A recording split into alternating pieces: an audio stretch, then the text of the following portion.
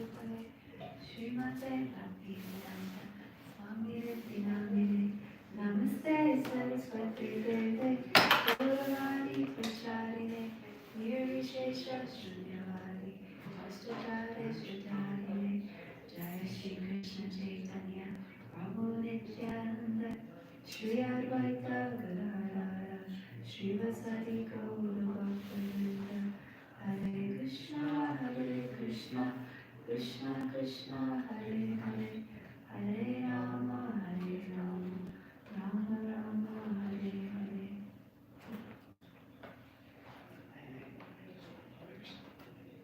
Zoe! Oh, good. Good to see you. I'm so happy you're here. Dasi. Yes, yeah.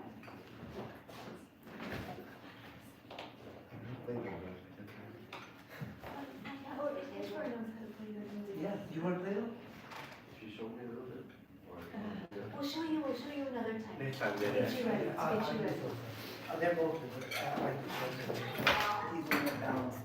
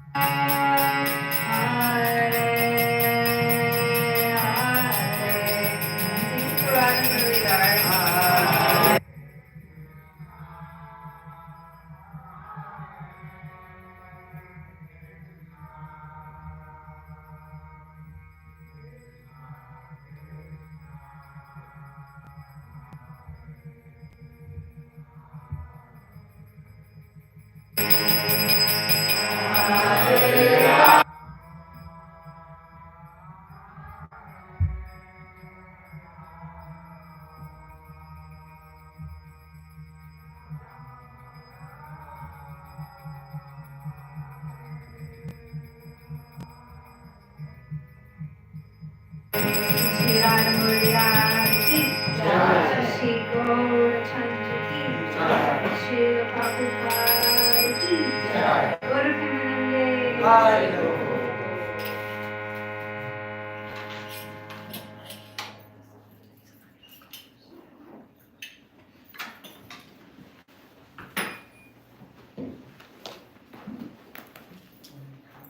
Hare Krishna, everyone. Thank you all so much for being here. Wow, the temple room has become super full. When I sat down, it was like me, and my husband, and Luis came in, and you, and now it's like whoosh. Thank you. So this is amazing. Thank you all so much for being here. This is our weekly program. We have this program every Sunday, and today we're super, super fortunate because Sukhavaha Dasi has come. She's here, and she's going to we can applause for her. Full whammy today. So she's going to give the Bhagavat Sravana talk, and then also she's going to be giving a seminar from 2 to 4 p.m. So we'll have lunch served for everyone in the back, and then if you can, we won't get angry at you if you don't stay, but if you can stay, if you're inspired to stay from 2 to 4 p.m., and I'll announce it again at the end, she's also going to be giving a seminar on detecting and disarming the false ego. I don't know about you all, but I definitely need that. She was born and raised actually a Protestant minister's daughter, so in a God-conscious family. And counseling others was just a given in her household. And being inspired by her father, she actually graduated a bachelor's degree in social welfare from Penn State University.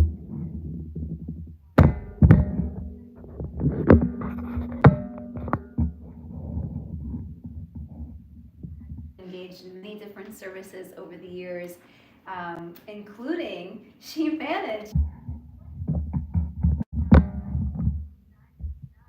2007.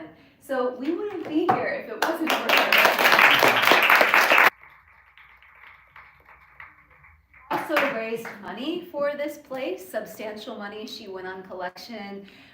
Like it was like totally, this place was like not nice like it is.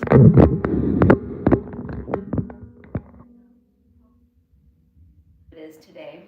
She's also done yearly services at the Barsan Eye Camp, free cataract surgeries. She always comes and stays with us in the ashram on her way there. And when she's here, every morning she fixes the deity's wigs, actually.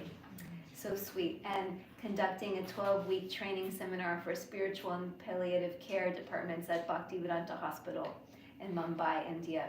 And she's received training in compassionate communication, family constellations, access consciousness, and many other healing modalities, and along with 16 10-week self-growth seminars on many different topics.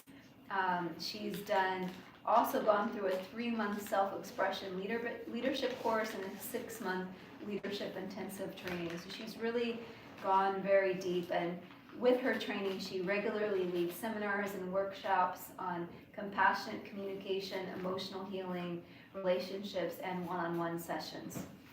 So she's really dedicated to helping everyone find emotional maturity.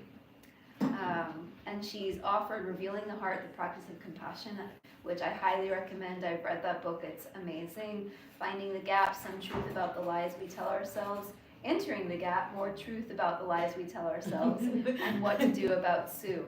And she's also recently become a chaplain with Karuna Care, and is also a member of HEARTS, Holistic Emotional Awareness, Relationship, Training, and Support. And if that isn't enough, she also is a mother of 3, a grandmother of 3, and lives in New Vrindavan. Inconceivable. Thank you so much. Please come speak to us.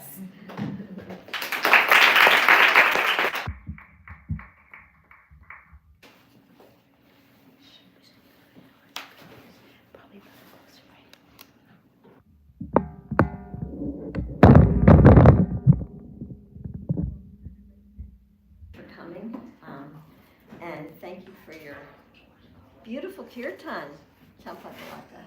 I'm really glad you sang and I didn't. And thank you for the playing the instruments. Yeah, I just wanted to welcome everybody and thank you all for coming. And I'm giving the class, but I must give a disclaimer that I'm not a scholar.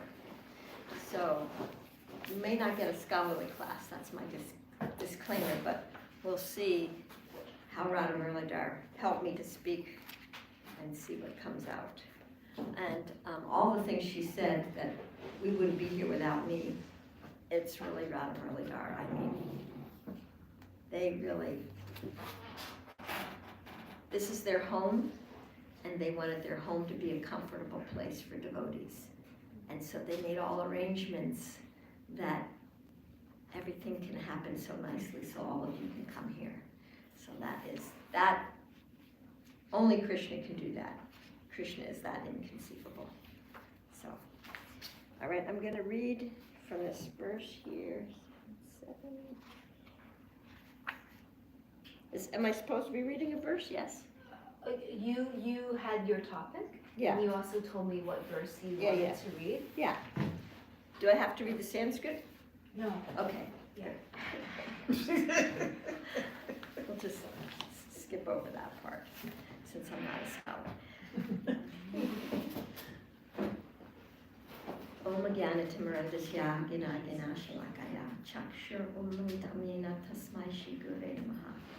I was born in the darkness of ignorance, and my spiritual masters are kindly opening my eyes with the torchlight of knowledge. I offer my respectful obeisances again and again. Namo Vishnu Vidaya Krishna Staya Tule Srimati Bhakti Vedanta Swami Tinamine. Namaste Saraswati Devi Gauravani Pacharane Nirvishesha Shunyavadi Paschadishtarane.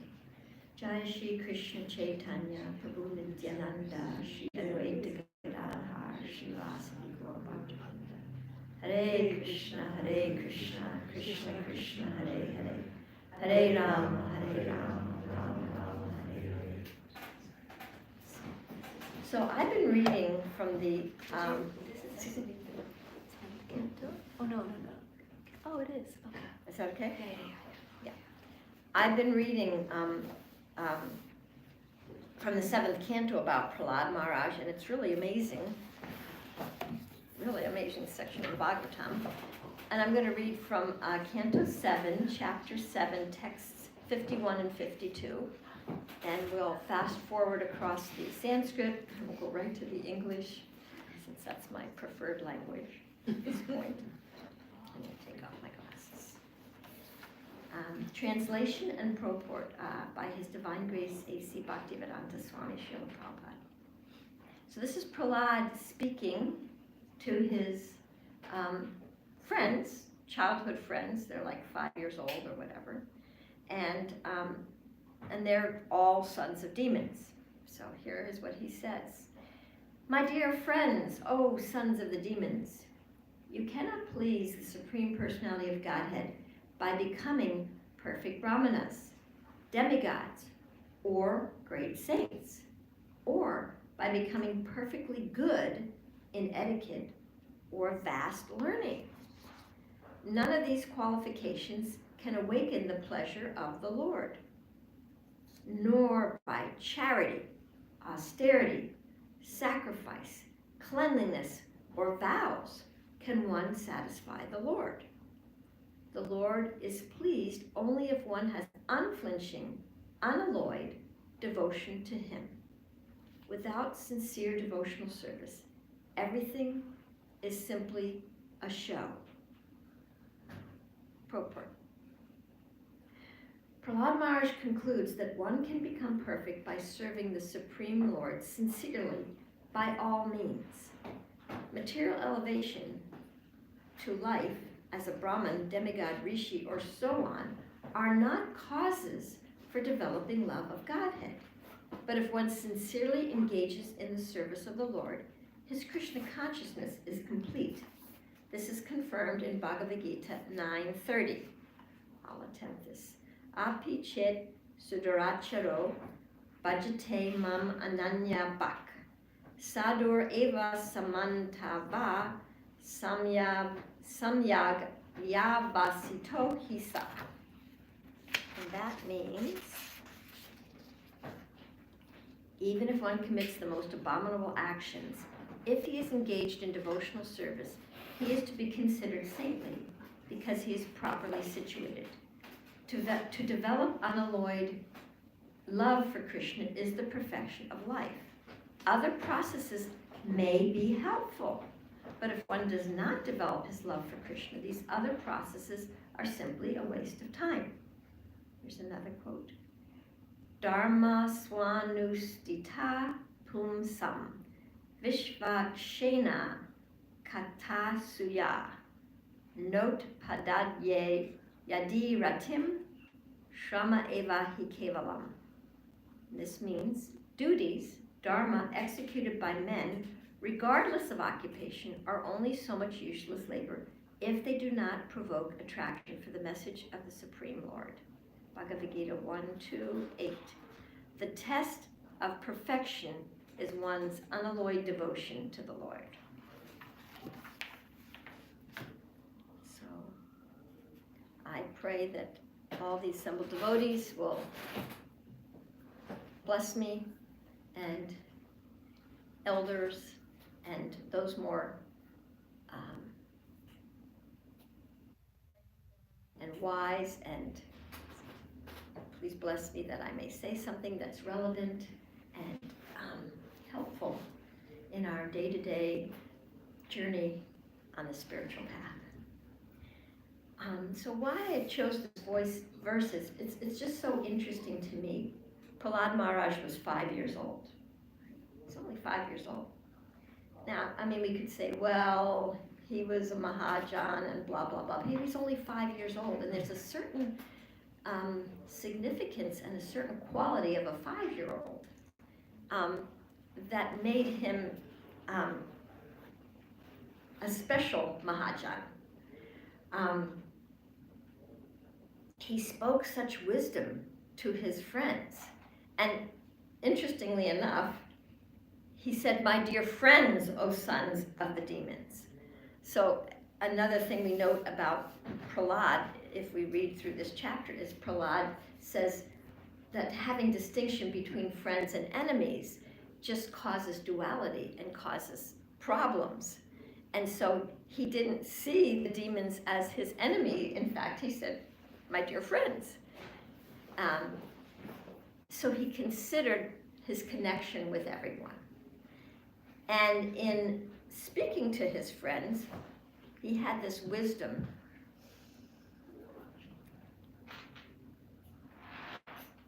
A pure wisdom.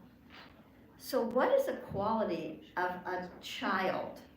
What is the quality of a child that brings out the wisdom in them?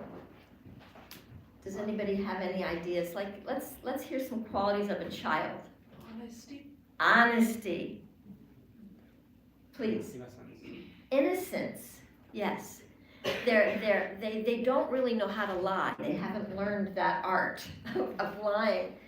I mean, some 5-year-olds have, but mostly they don't know how to lie because it's a complicated thing. And the innocence is they're not calculative. They're not trying to calculate something. They're just like, this is it. This is what you see is what you get. They haven't yet developed the sophistication of creating masks so much. Any other qualities of a child, please? Curiosity. Yeah, they're open-minded. They're like, okay, why is that light shining like that? And they're very open-minded. Yes, they have a curiosity. No, they don't think they know everything. This is how it is. I know what I'm talking about here, and you better listen to me. No, they don't have that. They're just like, oh, why is that? And what's this? And any other qualities of a child, please? They haven't been jaded yet. They have not been jaded. Yes. They're simple. What you see is what you get. Please. They're adventurous, absorbed, and enthusiastic. They're adventurous, absorbed, and enthusiastic. They have a lively energy. They haven't been stifled by the coverings. They haven't put on masks, which stifles our energy. And it takes a lot of energy to hold up masks, but they haven't done that yet. So yes, they have this adventure spirit and energy which is contagious. Yeah, if you're around little kids, you're gonna be moving a little bit. Any other qualities of a child, please? Vulnerable. They're vulnerable. Yeah, they're vulnerable. They're open-hearted. They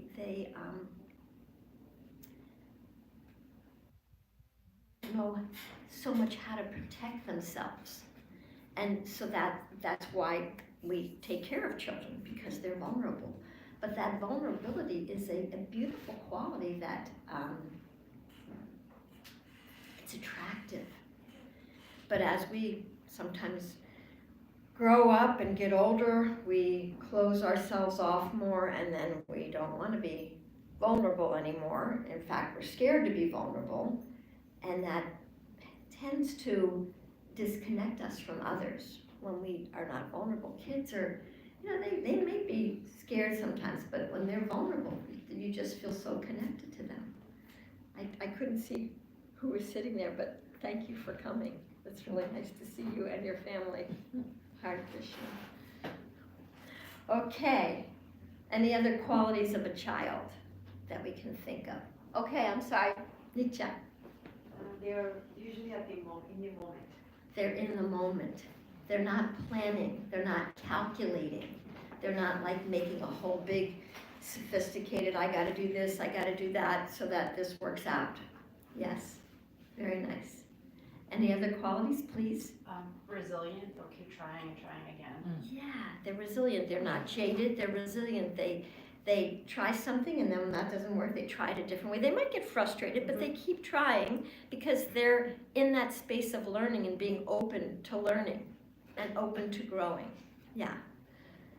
Any other characteristics of children that you don't feel have been named? Or yes, please. Naivety, yeah. They're naive, they're simple, they're not complicated. Again, that innocence. They're not calculative. They're just there. This is what you see is what you get. Okay, any other thoughts? So, thank you all for your participation. So Prahlad is here talking to the demons.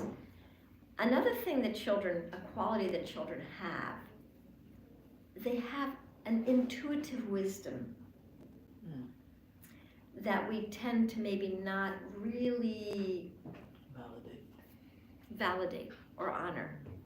They have a real intuitiveness, like they can feel their fear and they can see, okay, yeah, this doesn't feel safe, and they can even feel when something doesn't feel comfortable to them, or even when they eat something that it repulses them. They know, and they know when they're done eating. They might not know when they're tired, but they know when they're done eating. No, I'm done. I'm done eating. I don't want any more. Oh, just one more bite. No, I don't want any more. They have that intuitive nature. And Prahlad here is talking to his friends who are sons of the demons. Now, if we compare Prahlad and a child, like intelligence, wisdom, to, let's say, Hiranyakashipu. So Hiranyakashipu is the opposite of all of that. He's demanding, he's complicated, he's sophisticated, he's calculative, he's not innocent, he's arrogant, and just very complicated. And political, politics is very complicated. There's a complicated nature to politics, and Hiranyakashipu wanted to teach his son politics. You gotta learn these politics, you gotta learn how to, maneuver things and be political. And the nature of the soul is actually closer to the nature of a child And the child is closer to his nature as his soul sometimes than adults are, sometimes, because we do get protective and defensive and calculative, and we put up masks, and then carrying all those masks, then we have to figure out, how am I going to love God? Oh, yes, another quality of children. They're naturally loving. They're naturally loving. They want love, and they want to give love. Have you ever seen a little child, handing you a bite of their prashadam? It's like, oh, thank you. But they naturally want to do this. It's a natural. They're naturally loving. And as adults, sometimes we those parts of us get buried. And we don't know how to connect up with those parts again. And then on top of all that buried nature, that buried wisdom, then we try to become perfect externally by learning all the verses, by pronouncing it properly, by doing proper etiquette, by working hard, sacrificing, doing vows. Now, there's nothing wrong with any of those things. However, those things in and of themselves don't give us love. Love is free. Love is expansive. Love is open-minded. Love is curious. Love is adventurous. Like all the qualities that we named of a child, that's what love is. Love is vulnerable. Love is innocent. Love is trusting. And so it's appropriate that Prahlad is speaking this, because he's an innocent child, even though he's a Mahajan, but he's like really a perfect Mahajan. And so as adults, sometimes we try and endeavor so hard to obtain the goal of love of Godhead by our external actions, by our external sacrifices, by our endeavors. And we forget to be our natural, innocent, loving, connected, wise self. We forget that. We don't trust that part of us. And some of us have even buried that part of us, that inner wisdom that is so honest and so truthful and so wise. We've buried it. And so this whole chapter here, Prahlad is expounding so much wisdom about friends and enemies. I mean, that's a whole nother interesting topic, friends and enemies.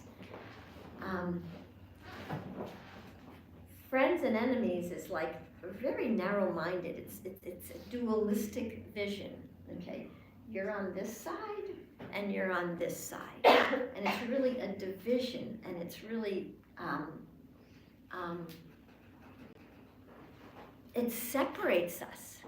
Now, we're already in this material world. We're already separated, except not in the temple room, and not in our heart, but we're separated from our real identity. We don't quite know who we really are. We're separated from our original place, and we're separated from our loving exchange with Krishna, our Swarup. We're separated from that right now. And this world of duality is meant to divide things, to divide and divisive, and it causes more separateness and more disconnection and more anxiety and more depression and more frustration like all of that separateness, but you know, the natural connectedness, especially in Prahlad's view, there's no friends and enemies. It's like a wide open view, like open-minded, a child's open-minded, like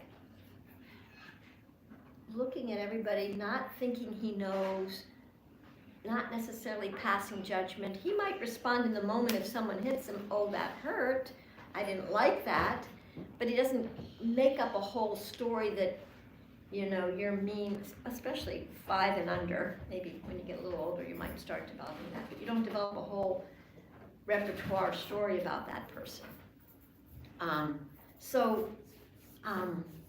You know, this innocence, this open-mindedness of the child, this connectedness, this, you know, just seeing everything in wonder and awe, and like the beginner's mind of a child. If we can take on that beginner's mind and really honor Prahlad's words in this chapter, he's teaching us so much. He's really giving us an essence. And sometimes that means we're going to have to go inside and find that part of us that maybe has been buried. That wonderful, innocent, open-minded, curious, vulnerable part of us. And as we find that part and connect to that part of us, we can feel more connection with others. We can feel more connection with Guru and Krishna, because we're not here. We're not up here. We're here in our heart. I love this last sentence here. Without sincere devotional service, everything is simply a show. Everything is simply a show. So, a lot of times as devotees, we hide our feelings and we suppress our feelings because we think we should be so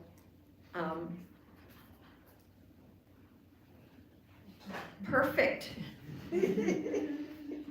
that maybe I shouldn't move because that wouldn't be perfect.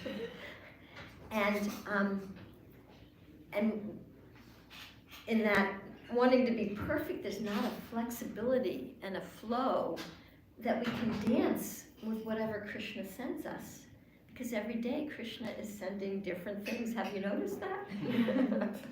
and we're not going to be able to dance if it should be like this and it shouldn't be like this. How will we be able to dance and be flexible and have fun? So, fun, yeah, we're allowed to have fun. That's part of our nature, you know. So, when we can connect with the emotional parts of us, we talk about bhakti and devotional service, but we tend to invalidate emotions. Like, you know, we shouldn't be feeling emotions. Don't lament. You shouldn't be feeling that way. You shouldn't be angry. You know, anger is in the mode of passion and ignorance and blah, blah, blah, and we make all these judgments. And we're invalidating those emotions, but actually devotional service, bhakti, is a lot of emotions. So we could maybe say devotional emotional service. We need to have a little emotion in there, otherwise it's stale. It can get stagnant. It can be dry, mechanical. Thank you. Yeah. And that's not our true nature. You know, our true nature is really open, and we dance. If you notice, you know, they talk a lot about Krishna and the Rasa dance. Now, they didn't do the same dance every night they danced. It was a different dance. And they knew how to dance. And even sometimes in the middle of the dance, there was some disconcerting events and Krishna disappears, and then there's a lot of emotions that come up from that.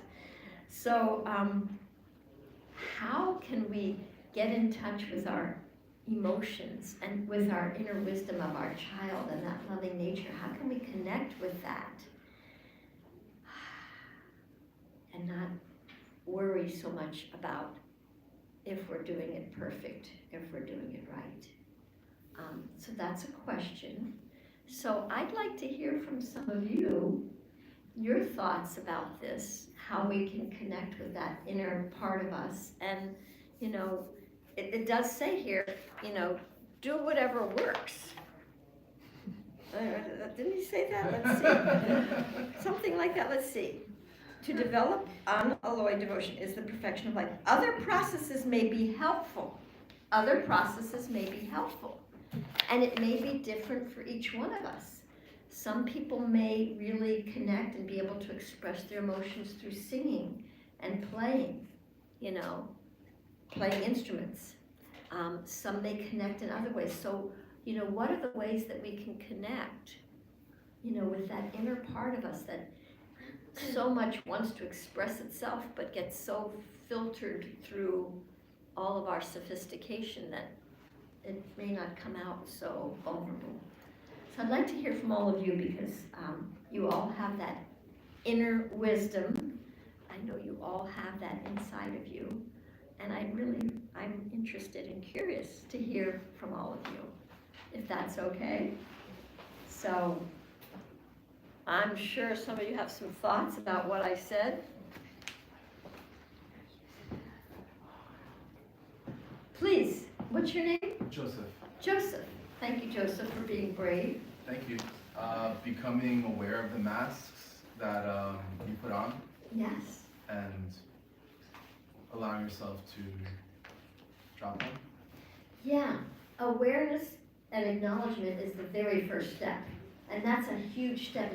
It's probably 50% of the process because we really do go around unconscious a lot of the time. So being aware of the masks, just that, and being able to name the mask, it's a huge revelation. Oh yeah, I'm doing that thing again. Yeah, why am I doing that thing? And you know, what is it that makes me do that? And then you can be curious and learn a lot about yourself just by being aware. Beautiful. Thank you. Please. I guess I'll go like.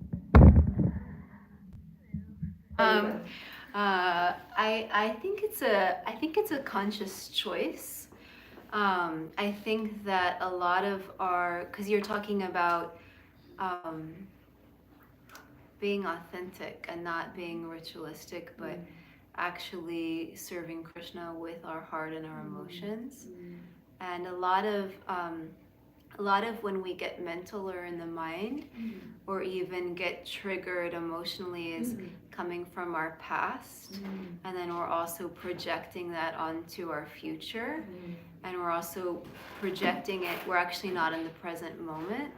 So for me, what really helps me when I notice that I'm doing that is to actually consciously, like you were breathing, is to actually consciously stop and to just bring my mind into the present moment. Like say if I'm dressing the deities and I notice my mind going, I'll just bring it to Muralidar's lotus feet and his beautiful smile and just come into the present moment and actually make a conscious choice to be grateful, to make a conscious choice to choose love and to choose joy and to choose service and to, you know, deeply enter into. I think sometimes we have to know ourselves, because sometimes it's helpful to turn on a lecture and become absorbed in the lecture. Sometimes it's helpful to chant and become absorbed in chanting. And honestly, I think that even sometimes that can be we're actually not allowing ourselves to be with Krishna. And so for me, sometimes it's just like, actually now is just a time to pray. Yes. And to just be present with the Lord. Wow, that was beautiful.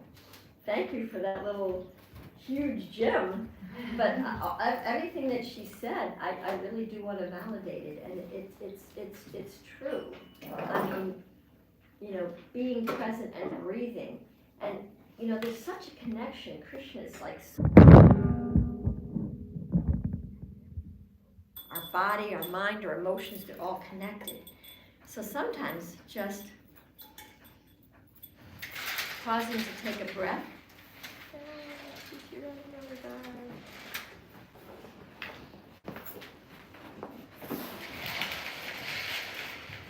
Sometimes taking a conscious breath, you know, brings us to our body, and our body is grounded. And I like what you said, it's conscious choice. Yeah, we are in the process of Krishna consciousness. But how will we be Krishna conscious if we're not conscious? And like you said, sometimes, you know, we can be on autopilot, listening to a class or chanting, and we can still be on autopilot, you know, doing that. And sometimes just really praying, okay, Krishna, what's going on here? This is too much. I can't really handle this. What are you trying to teach me? That's more real than maybe repeating somebody else's prayer that you're reading. You're reading somebody's prayer, but you can't really relate to it. It's like, well, that's a nice prayer. Boy, I never felt that way. But if you really express your own real feelings to Krishna, your own real feelings in that moment, like, Krishna, like, this is really hard. Could you help me here a little bit? I mean, you know, it's like, you know, why are you making it so hard? What do you want to show me? Help me. I really need your help. Just an authentic prayer like that can connect you more than reading somebody else's prayer. So go ahead, And I'll please. just, one last quick thing, Please. just to piggyback what you're saying. And also sometimes, like, you just need to, like, just connect to something that's gonna just get you out of that space. Like, for example, I love the Nityananda Astakam. And for me, if I know, like, I'm feeling some anxiety or I'm feeling mental about something, if I just play the Nityananda Astakam, everything is just gonna wash away. So we just have to find also, like, what we connect with. Yes, perfect, beautiful, because we may connect with somebody's prayer, and it may, you know, it may calm us, so we have to find what works for us, and everybody's different, so what works for you may not work for me, what works for me may not work for you. We have to find what works for us. That means we have to tap into our own inner wisdom. Like, okay, this person is telling me I should do this, but when I'm doing this, I'm feeling this is not helping me. And we need to trust, okay, you know, what is gonna help me? And that's really important. Nobody can really know what's going on inside of us except for Super Soul and our own soul itself, that inner witness. That's true, closer to the truth than maybe somebody out here. They may be saying, oh, you know, renunciation, you shouldn't get married, and they may be saying all that, and that has some truth to it, but it's not where I am right now. It doesn't ring for me right now. So what works for me right now? What is going to work for me, honestly? So thank you for sharing that. Please. Hare Krishna, Mataji. Hare Thanks Krishna. so much. That was beautiful. I have a quick, simple, two-pronged Can question. you come up and talk a little louder so we can hear you? Is that okay? Just I can speak loud. okay, that's So I it. have a simple two-pronged question. Okay. So the first thing is years of programming as an adult, right? Yes. Mental programming, whatever we get from Yes. the society environment. Yes. So how do we remove that filter to become innocent, spiritual innocence, to bring up spiritual innocence? And the second one would Can be I do that- one at a time so I don't forget it? Will you forget your question? No, I won't. Okay, all right. I probably would forget the first one. I got the second one. So, you know, we do have conditioning. We do. We're in this world, and the material energy is bombarding us right and left. And then our mind is bombarding us right and left. We got all that stuff going on. We have conditioning. We're not our conditioning. So how did we get our conditioning? We practice things over and over and over and over, and we believed the same thing over and over and over again. That's how we became conditioned in a certain way. How do we become unconditioned? By practicing something new over and over and over and over until it becomes more natural. I have a tendency, and Venkatapati Prabhu knows me from the past, that I can talk fast and loud. Board meetings. And I've been practicing talking slower, listening more, breathing more. And I think I'm doing a little better. So basically, it's consciously choosing to practice something new. I no longer wish to be the lineage bearer of fighting. I mean, I can still fight, but I no longer wish to be the lineage bearer of that. That doesn't really, I think I don't really like that so much. I really want to develop something new, and so then you start practicing something new. So that's the simple answer. It does take practice and time. Second question? So second is a simple extension to the first one. So when we exit out of this temple doors, right, we go into the real world. So it's more like survival of the fittest Darwinian model, wherein you are swimming with the sharks out there. So how do we flip the switch out there when we are actually more like an adult, more pragmatic out there? And when we come back and we are more spiritually innocent when we are in front of the Krishna or the deity. So how do we quickly flip the switch? Okay. I want to just say innocence doesn't mean ignorant. Okay, I just want to make that distinction there. And, again, when you see the outside and the inside, that's again duality. So Krishna is here with us always. Like, he is in our heart and he goes everywhere we go, all the time. So if we can just say, okay, Krishna, I'm going out there. I'm going to need your help a little bit more because, I'm not in the temple where all the nice devotees and the nice energy and the chanting and the vibration is conducive to me remembering you. So, I'm going to need you all the more now. And, just really keeping that connection. And then, again, like what he said, being aware, observing, okay, where am I going? What am I doing? Is what I'm doing helping me to remain grounded and innocent, or is that kind of like distracting me from what my real goal is? So that takes conscious choice. Is this really helping me or is this not helping me? And if it's not helping me and I can't seem to flip the switch, as you said, maybe I need some support. Maybe I need a mentor. Maybe I need some, a new program. Maybe I need another discipline. Maybe I need a counselor or a therapist. I may need some outside support. So that's your inner intelligence to know, like, well, I haven't been able to do this and I've been trying to do this for, 5, 6, 7, 8, 9, 10 years and it's not shifting. Maybe I need to try something new. So you have an inner intelligence and you have the longevity of seeing what worked and what didn't work and what's not working and what you're still doing that maybe you wish you wouldn't be doing. So you have that internal monitor. So then you can pray to Krishna, like she said. Krishna, what would be the next best thing for me to do that would bring me one step closer to you? What's just the next thing? We're not going to figure it all out. And that's overwhelming if you try to figure it all out.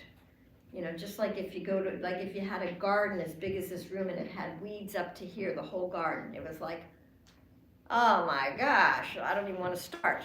But if you just start in one corner, keep your head kind of focused on the one area, you pull a few weeds and you just do that, and then all of a sudden you're like, oh my gosh, wow, look how much I did. I only have this much more to go. So you want to focus on what is the next step. Otherwise, it's overwhelming. Does that make sense? it will be. Hi, I mean, my Krishna. concern about flipping the switches, like if we keep flipping the switch, then I guess we are more acting and we are not humble and innocent. So we go into that other side of the picture. So. Right, we don't really have to flip a switch. If we can find our authentic self, we can carry that with us everywhere. Thank you. I think there's some stuff over here, and there's one there. Go ahead, you go ahead. So What's your name? Should be Sarah. Oh, Shruti. Oh my gosh, you're a lady.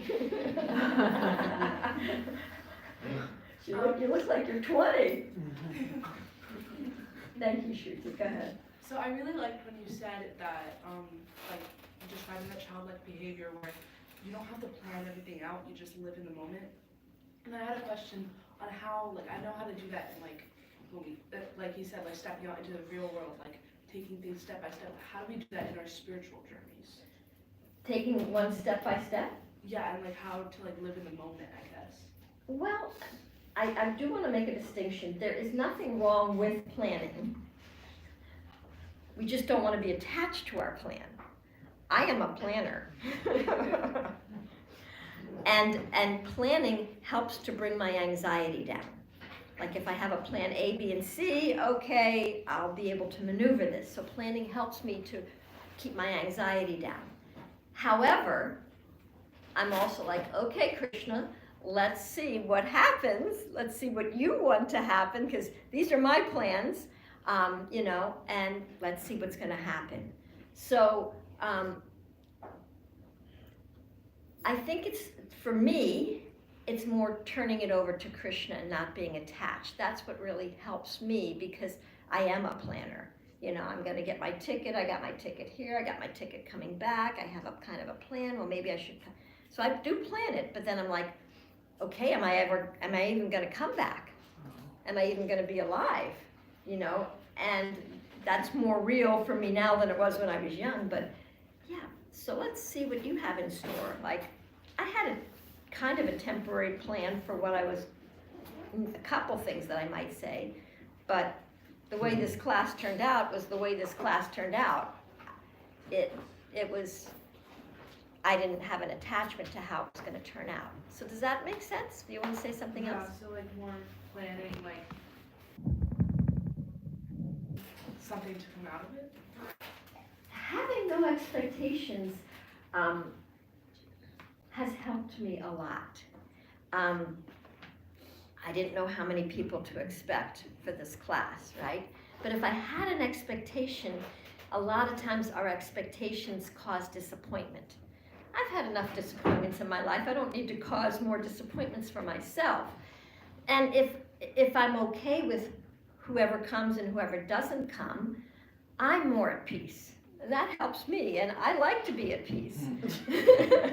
So you really need to find what works for you and what doesn't work for you. Some people planning, it's more anxiety for them to plan, because then they have to try to figure everything out. And so they don't like to plan, they just rather be more spontaneous, and that works for them. So we have to find what works for ourselves. Did I answer your question? Okay, because I forget what the question was, so I don't know if I answered it.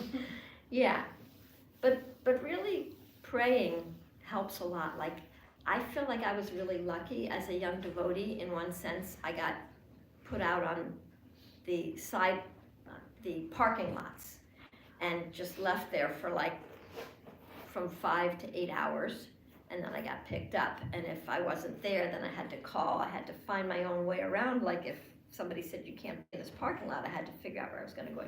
So I actually talked a lot to Krishna. I'm like, okay, now what do I do, Krishna? So, but developing that inner dialogue, I think, is really important, and I don't think that we emphasize that enough in our tradition. We tend to go to the authority, the mentor, the guru, tell me what to do, and then we're not really getting in touch with our own inner intuition and our own wisdom, and Krishna's in our heart, by the way. So it's not developing that muscle, which I think is an important muscle, because when we die, who knows if anybody's going to be there, but Krishna's going to be there. So at least if I have a relationship with Krishna, my heart's like, okay, Krishna, all right, I'm holding your hand here. This is my last moment, you know. So I think it's important to develop that relationship with, you know, Krishna in the heart, like that. Hi, Krishna. Any other thoughts, discussion points? I'm sorry, wait a minute. She had her hand up. Which, please. We were discussing about how to connect with our emotions on Mhm. those nights. Mm-hmm. So personally, I feel that most of the times we are so afraid, so we forget to trust and let go. Uh-huh. And that's how we are disconnecting our emotions. Like we said, we are not validating our own emotions. Right, right. And if we can't connect with our own emotions, just one emotion at a time, if we can't connect to those, how are we going to connect to Krishna, who's full of unlimited emotions? How will we connect? How will we have a relationship with Krishna if we don't have a relationship with our own self? Then what do we think is going to be having a relationship with Krishna if we don't know who we are? Does that make sense? Yeah, so we have to be more trusting and letting go of things that we are holding on to. Well, that depends. You know, safety is a very important, security and safety is a very important element. And if a child lets go of the mother's hand too soon, or when they're not capable, they could actually fall and hurt themselves. So we have to really know if we have our balance, you know, and we may want to let go, but then we have to see, do I have my balance? Is it, I'd like to let go of this. Is it time, can I really let go of this? Or, you know, or do I need to hold on to this, and why do I need to hold on to this? So, you know, we do need to trust, but I think who we can trust is Krishna, you know, and sometimes we get confused about, you know, is it my mind talking or is it my heart talking? And that can get a little confusing. The only tip I have about that is that the mind is really not a living entity. It's pretty repetitive. So it'll say the same thing in maybe 20 different ways, you know, like you shouldn't do that, oh my gosh, don't try, and it's all about fear, you know, but it's repeating the same thing. So like, but if we ground ourselves and breathe, you know, we can maybe get another perspective. Okay, Krishna, you know, is it my fear that's blocking me? Or, or what is the next step that I might take? So it really takes consciousness. And we really have to like discern ongoingly. It's not like just, okay, I got it and that's done and I don't have to do it anymore and I never have to be conscious again because I'm Krishna conscious, now I got it. Consciousness is ever evolving and ever growing, and you know, Krishna even, he asks the gopis to continue to grow in their love. To this day, he's still doing that. So evolving, growing, expanding our consciousness, that will be ongoing. Okay. Krishna. Any other thoughts, questions, comments, Gail? And then, go ahead, Gail. Yeah, you mentioned that love is curious Uh-huh.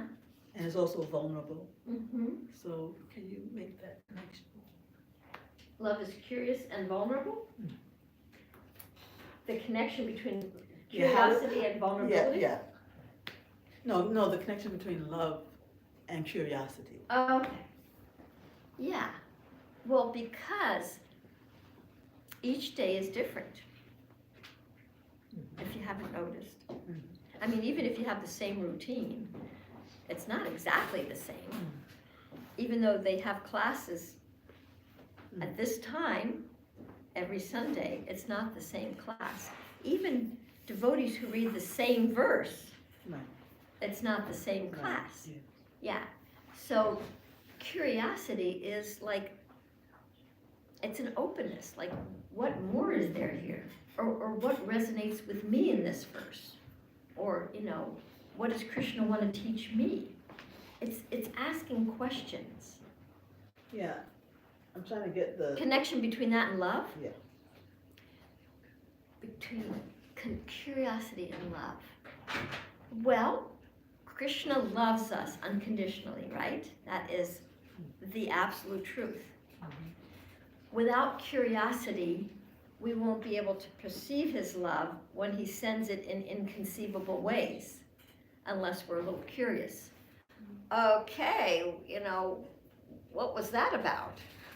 Why did you send that? What do you want to teach me?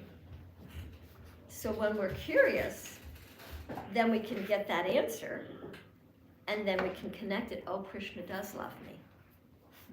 But if we're not curious, then we'll be kind of judgmental. It's like, thanks a lot, Krishna. Why did you do that? There's a different tone. Why did you do that? It's like, why'd you do that? Curiosity has a different tone to it. And then when we're curious, that means we're open, then Krishna can answer our question.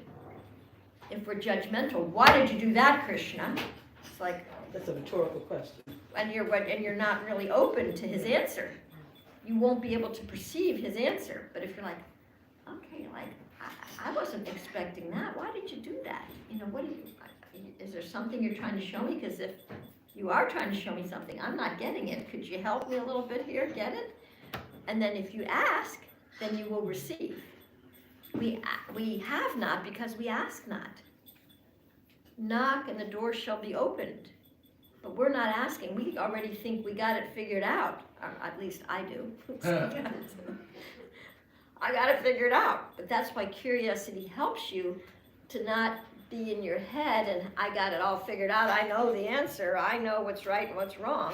It's like, okay, this is a new situation. I didn't really ever experience this. What's this about? Does that make sense? Yeah, I was hoping you'd be able to do the same for vulnerability. Vulnerability? Well, again, if we're not vulnerable, we're not being in our real self.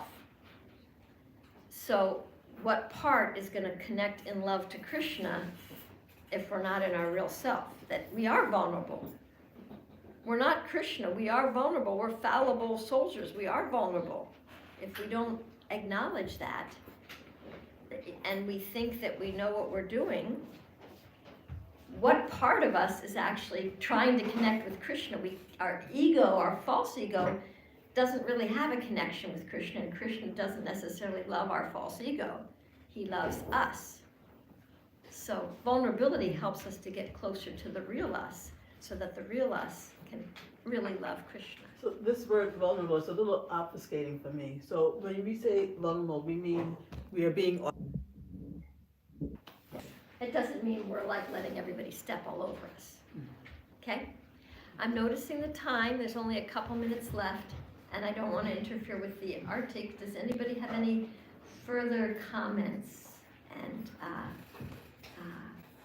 additions? Venkatabhata, come on, you've been thinking of, you gotta say something, please. I love this presentation, thank you. I think many of us have heard or read verses like this one before, but never quite looked at it in this way, and so I'm just really appreciating that. And then one thing, and there's so many things that are striking me that I would love to speak with you about Yes. and follow up on, but one that's really coming to mind is I'm really struck by this idea that the more we get disconnected from that childlike nature, the more we have to take shelter of, I mean, I'm paraphrasing, but the more we have to take shelter of trying to be perfect in all these other means. And I'm just reflecting on how we do that, even within the culture of, and the practice of bhakti. So subtly, or maybe sometimes not so subtly, it's like, okay, well, yeah, like Krishna, like I'll connect with Krishna and Krishna will love me when I'm just like XYZ enough, right? When I just have chanted enough, or I've just, learned enough Shastra, or I've just been able to perform enough ritual perfectly, and Or served enough devotees. or served enough devotees, or I'm humble enough in this performative way. So it becomes very achievement or accomplishment driven. And for some of us who really struggle with that, it's like exhausting. It is And exhausting. it's not nourishing anymore. Bhakti is not nourishing. It just becomes like this huge, exhausting chore. And then to return to this or try to reconnect to this more childlike nature is actually really freeing and it's really nourishing. There's a theorist I like who talks about faith development and stages of faith, and he talks about when you pass through this kind of like existential crisis, and when you reemerge, he actually, I think your name is Joseph, right? Yes. Joseph used the word naive, which usually we think of as a negative thing. Yes, yeah. But this theorist, he talks about passing through into this deeper level of faith. He calls it a second naivete, where you're naive, quote unquote naive, like a child, but it's not a negative thing. It's not a pejorative. It's like you're able to see with these eyes of like wonder and awe and appreciation and gratitude, and then like we're able to actually practice from that place of like not because I have to or because there's social pressure or because I need to accomplish this. It's just because it's fun. It's fun. It's nourishing. It's my time with It's Krishna. exciting. Yeah. I'm sorry I interrupted you. No. Yeah, no, I love that. Yeah, I love that. It's really, and I would love to hear, what else you heard, because I didn't quite know what I was gonna say, but I did really, I do notice that, we do have that wisdom. You go around a room of new people who don't know anything about Krishna, but they got wisdom. It's there, Krishna gives us that, but then we push that down so much, and even in Krishna consciousness, we push it down, and it makes it a burden. It's a burden for the soul. Can you say anything else? One more thing? Let's see if she's gonna ring the bell. Saved by the bell? I'll tag someone in. Okay, Yanni. I just, I had a kind of a reflection that, I feel like it's interesting that, it's like we're supposed to connect to this childlike nature that's in our heart, but then also like we're told that, the mind is also very childlike. So it's like very confusing and conflicting. It's like how do you connect to your true self when you're like, you have like two kids that are, Well, you gotta manage them and see which one is just, So like how do you connect to, like how do you kind of. We'll talk more about that. Okay. Because that's a longer question, but thank you for asking that. So nice to see all of you. Thank you for your participation and your lively discussion. I really loved being with you. And now we'll see. For grace, Sukhavaha Mataji.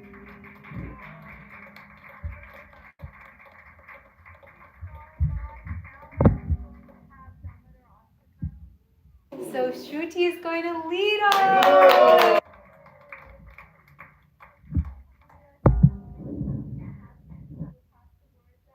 And also, please come forward and offer a lamb to the Lord. Thank you so much. So we'll stay seated.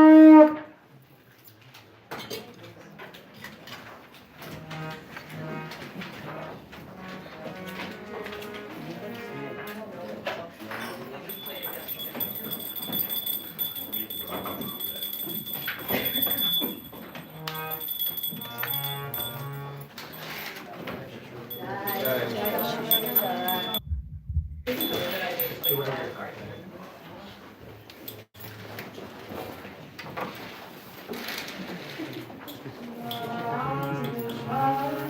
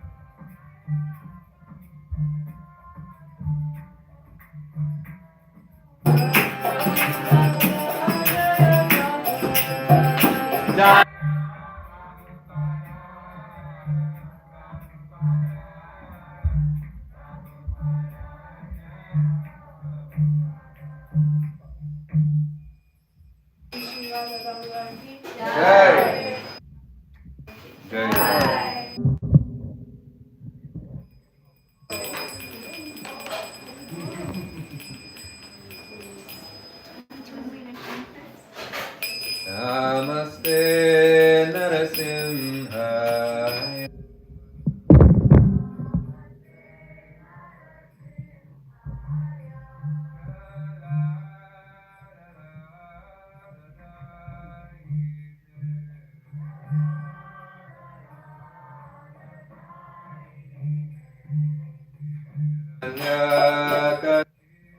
Purvaksha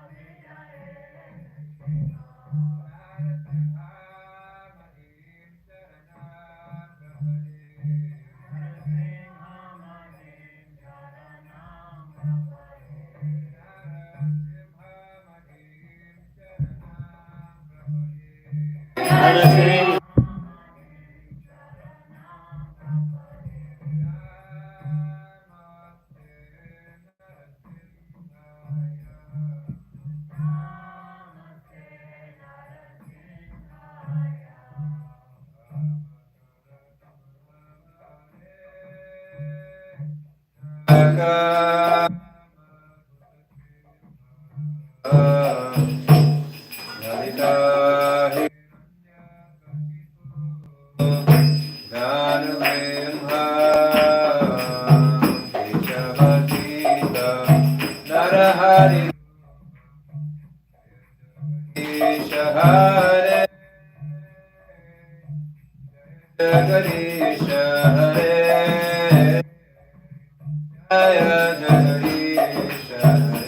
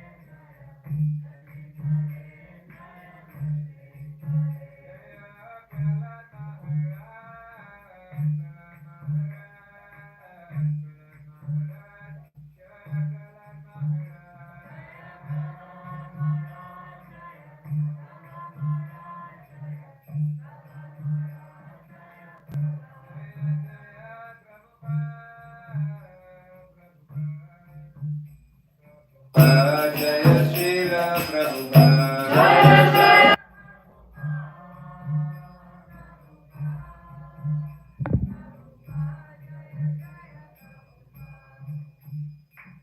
Jai Narasimha Bhagavan ki jai, Shri Prahlad Maharaj ki jai, Nitya Pavana Jagat Guru Srila Prabhupada ki jai, Nitai Gaura Premanande. Hi, thank you all so much for being here. We have a beautiful lunch served in the back of the temple room. Please take in the back of the temple room for everyone. Leave a donation if you can.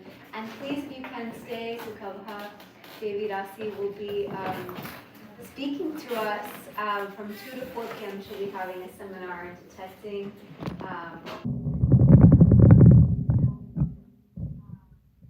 Stay for that if you can. It's going to be very, very enlightening. And we have this every Sunday. Please come back next Sunday. I'm super excited. My husband's speaking next Sunday. For his first time at Bhagavat Sravana. And it's going to be on offering respect as a foundation of devotee association and community. And I personally know he's 24/7 meditating on it.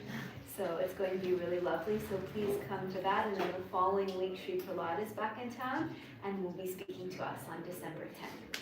So thank you all so much. Have a wonderful, wonderful rest of your day. Hare Krishna. Hare Krishna.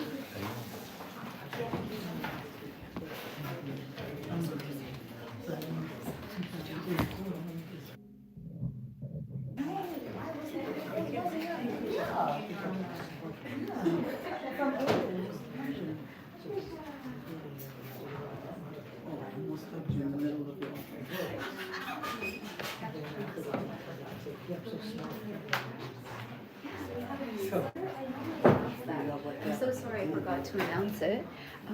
The newsletter is, if you go to our website and then you scroll down to the bottom of the page,